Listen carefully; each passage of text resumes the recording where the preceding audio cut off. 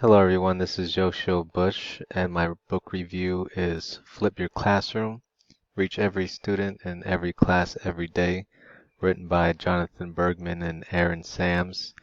And the Flip Your Classroom teaching approach really tries to reach every student in every classroom, and they it uses a lot of technology to do so. But before we get into the details of how you utilize technology in flipping a classroom, let's first talk about the authors. Jonathan Bergman has been in the classroom as a high school science teacher for 25 years. That is at the date of publication, which was 2012. He received the Presidential Award for Excellence for Math and Science, as did the co-author Aaron Sams. Aaron Sams was or has been a teacher since 10 years, for 10 years since the publication, and they both utilize the flipping of a classroom technique in the early stages of technology being utilized in a classroom, which was around, I think they said 2006, 2007, and they both agree that if a teacher decides to flip a classroom, that it isn't a hardline structure, and they approach the subject by writing a lot about their shortcomings and their missteps in the technique. So how does one go about flipping a classroom? Usually the teacher will take the classroom time and the homework time and flip those. So the classroom time itself would be used for the homework, and the student's homework time at home will be to go over a lecture, usually through a video or any kind of other technology the teacher seems fit to use.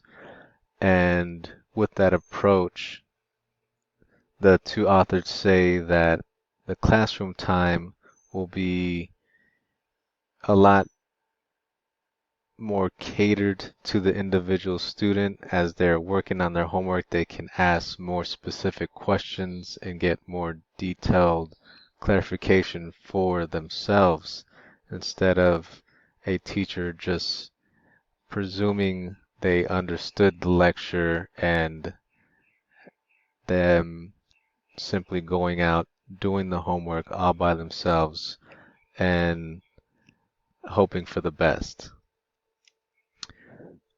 Why flip a classroom? The authors gave a point that a classroom that is flipped will give the teacher a lot more time to meet with the individuals and address specific needs from specific students, and with that gives the teacher more freedom to cater the learning process for each student.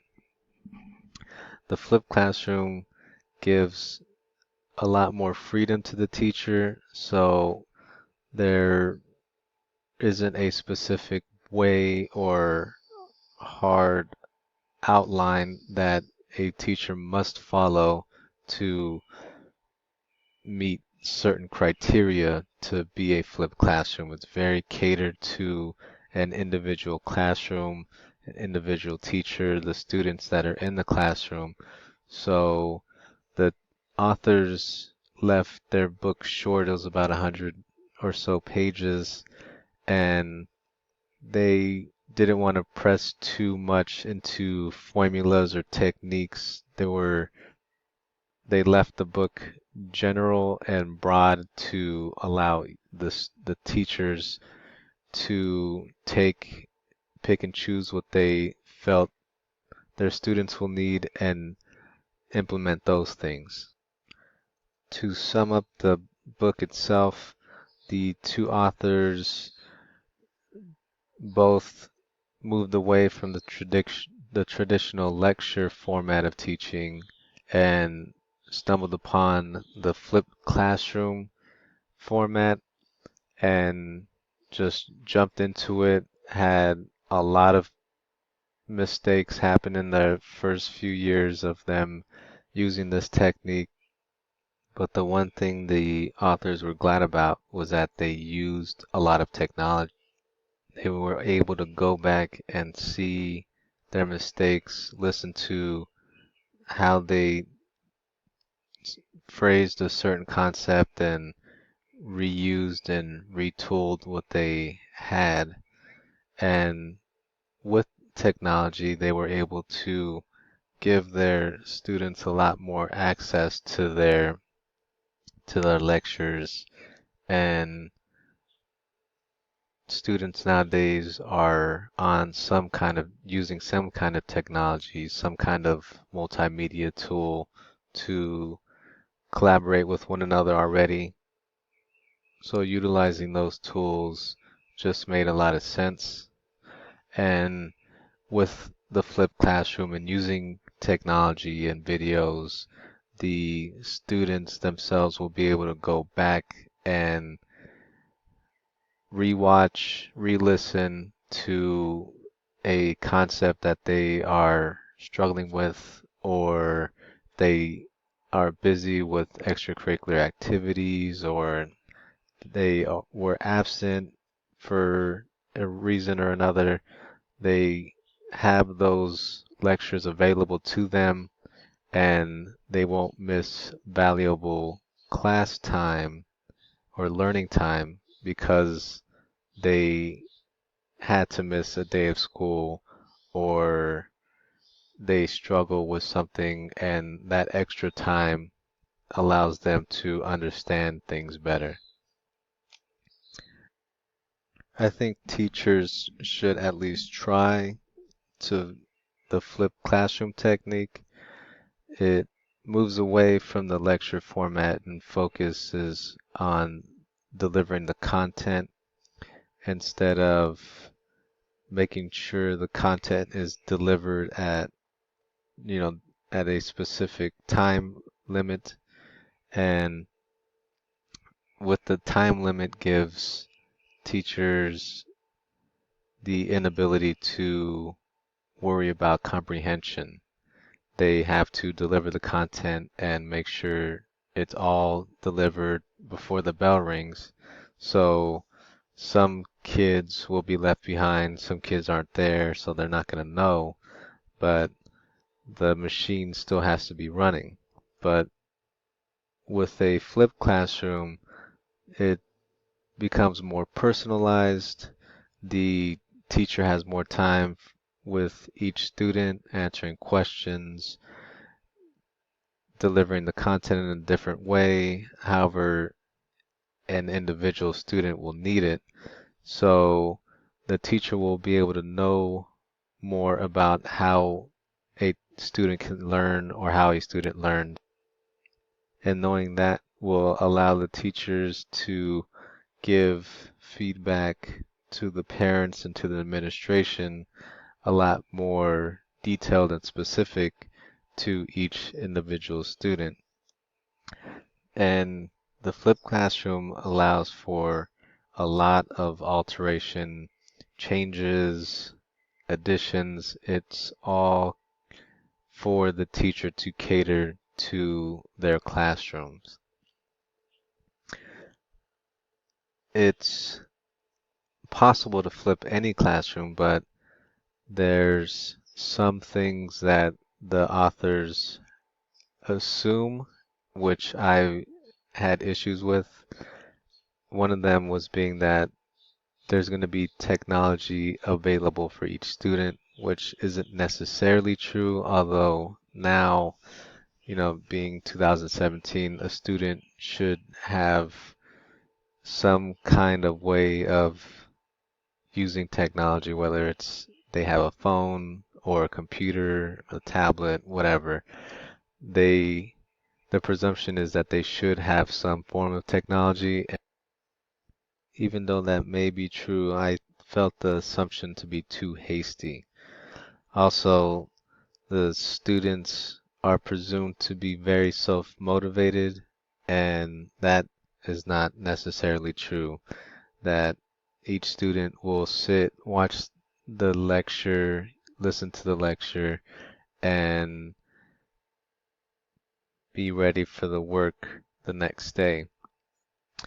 Also, that the authors assume that the students will be capable of doing grade level work, which also isn't necessarily the case.